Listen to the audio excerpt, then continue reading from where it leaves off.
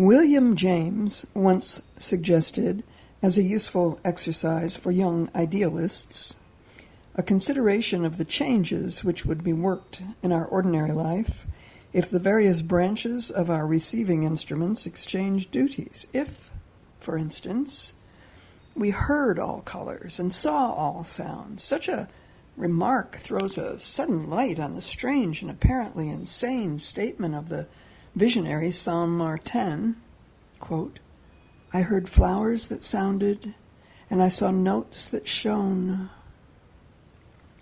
And on the reports of other mystics concerning a rare moment of consciousness in which the senses are fused into a single and ineffable act of perception, and color and sound are known as aspects of one thing. Since music is but an interpretation of certain vibrations undertaken by the ear, and color an interpretation of other vibrations performed by the eye, this is less mad than it sounds, and may yet be brought within the radius of physical science. Were such an alliteration of our senses to take place in the world, would it still send us the same messages? That strange, unknown world from which, on this hypothesis, we are hermetically sealed. But we should interpret them differently. Beauty would still be ours, though speaking another tongue. The bird's song would then strike our retina as a pageant of color. We should see the magical tones of the wind, hear, as a great fugue, the repeated and harmonized greens of the forest, the cadences of stormy skies. Were it that we realized how slight an adjustment of our organs is needed to initiate us into such a world, we should perhaps be less contemptuous of those mystics who tell us that they apprehended the absolute as heavenly music or uncreated light, less fanatical in our determination to make the solid world of common sense the only standard of reality. The world of common sense is a conceptual world. It may represent an external universe. It certainly does represent the activity of the human mind. Within that mind, it's built up. And there, most of us are content, at ease for I to dwell, like the soul in the palace of art. A direct encounter with absolute truth, then, appears to be impossible for normal, non-mystical consciousness. We cannot know the reality or even prove the existence of the simplest object, though this is a limitation which few people realize acutely and most would deny. But there persists in the race a type of personality which does realize this limitation and cannot be content with the sham realities that furnish the universe of normal men. It's necessary, it seems, to the comfort of persons of this type to form for themselves some image of the something or nothing which is at the end of their telegraph lines, some conception of being, some theory of knowledge.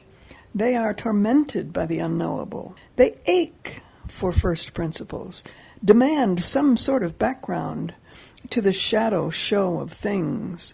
Insofar as man possesses this temperament, he hungers for reality and must satisfy the hunger as best he can, staving off starvation, though he may not be filled.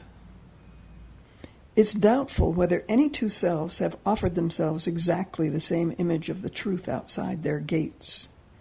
For a living metaphysic, like a living religion, is, at bottom, a strictly personal affair, a matter, as William James reminded us, of vision rather than of argument. Nevertheless, such a living metaphysics may, and if sound generally does, escape the stigma of subjectivism by outwardly attaching itself to a traditional school, as personal religion may and should outwardly attach itself to a traditional church.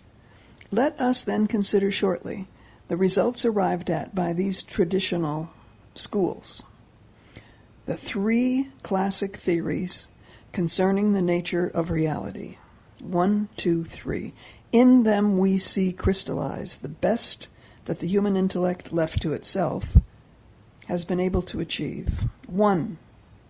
The most obvious and generally accepted explanation of the world is, of course, that of naturalism, or naive realism. This is the point of view of the plain man. Naturalism states simply that we see the real world, though we may not see it very well. What seems to normal, healthy people to be there is approximately there. It congratulates itself on resting in the concrete. It accepts material things as real. In other words, our corrected and correlated sense impressions, raised to their highest point of efficiency, form for it the only valid material of knowledge. Knowledge itself being the classified results of exact observation. Such an attitude as this may be a counsel of prudence, in view of our ignorance of all that lies beyond, but it can never satisfy our hunger for reality. It says, in effect, quote, "The room in which we find ourselves is fairly comfortable. Draw the curtains, for the night is dark, and let us devote ourselves to describing the furniture." End quote. Unfortunately, however, even the furniture refuses to accommodate itself to the naturalistic view of things. Once we begin to examine it attentively, we find that it abounds in hints of wonder and mystery, declares aloud that even chairs and tables are not what they seem. We have seen that the most elementary criticism applied to any ordinary object of perception tends to validate the simple and comfortable creed of common sense.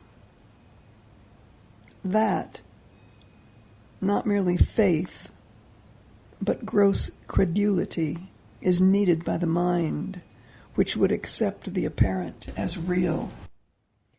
I say, for instance, that I see a house. I can only mean by this that the part of my receiving instrument, which undertakes the duty called vision, is affected in a certain way and arouses in my mind the idea house.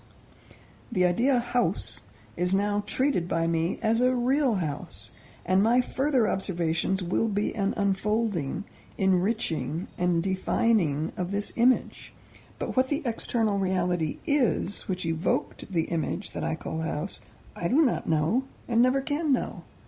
It is as mysterious, as far beyond my apprehension, as the constitution of the angelic choir. Consciousness shrinks in terror from contact with the mighty verb, to be.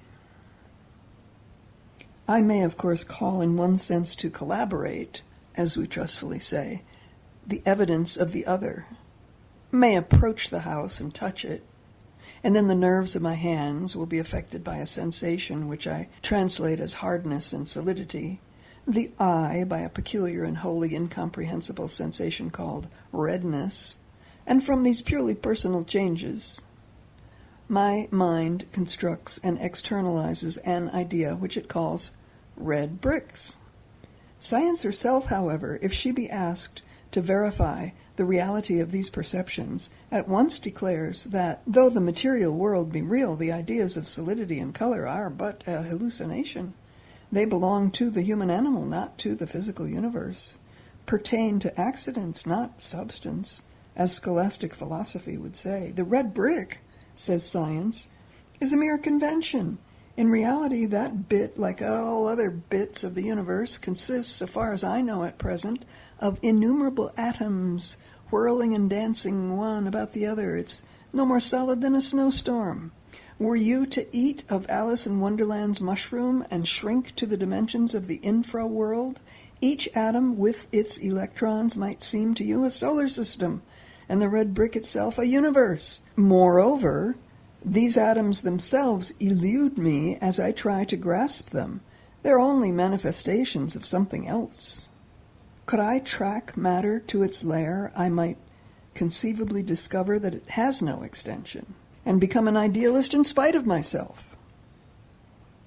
As for redness, as you call it, That's a question of the relationship between your optic nerve and the light waves which is unable to absorb. This evening, when the sun slopes, your brick will probably be purple. A very little deviation from normal vision on your part would make it green. Even the sense that the object of perception is outside yourself may be fancy, since you as easily attribute this external quality to images seen in dreams and to waking hallucinations as you do to those objects which, as you absurdly say, are quote-unquote really there. Further, there's no trustworthy standard by which we can separate the real from the unreal aspects of phenomena. Such standards as exist are conventional and correspond to convenience, not to truth. It's no argument to say that most men see the world in much the same way, and that this way is the true standard of reality, though, for practical purposes, we have agreed that sanity consists in sharing the hallucinations of our neighbors. Those who are honest with themselves know that this sharing is at best incomplete. By the voluntary adoption of a new conception of the universe, the fitting of a new alphabet to the old Morse code, a proceeding which we call the acquirement of knowledge, we can and do change, to a marked extent, our way of seeing things, building up new worlds from old sense impressions, and transmuting objects more easily and thoroughly than any magician. Eyes and ears, says Heraclitus, are bad witnesses to those who have barbarian souls. And even those whose souls are civilized tend to see and hear all things through a temperament. In one and the same sky, the poet may discover the habitation of angels, whilst the sailor sees only a promise of dirty weather ahead. Hence, artist and surgeon, Christian and rationalist, pessimist and optimist, do actually and truly live in different and mutually exclusive worlds, not only of thought, but also of perception. Only the happy circumstance that our ordinary speech is conventional, not realistic, permits us to conceal from one another the unique and lonely world in which each lives. Now and then, an artist is born, terribly articulate, foolishly truthful, who insists on speaking as he saw, and then other men, lapped warmly in their artificial universe, agree that he's mad, or at the very best, an extraordinarily imaginative fellow. Moreover, even this unique world of the individual is not permanent. Each of us, as we grow and change, works incessantly and involuntarily at the remaking of our sensual universe. We behold at any specific moment not that which is, but that which we are. And personality undergoes many readjustments in the course of its passage from birth through maturity to death. The mind which seeks the real, then, in this shifting and subjective natural world, is of necessity thrown back on itself, on images and concepts which owe more to the seer than to the seen. But reality must be real for all. Once they've found it, it must exist in itself, upon a plane of being unconditioned by the receiving mind. Only this can satisfy the mind's most vital instinct, most sacred passion, its instinct for the absolute, its passion for truth.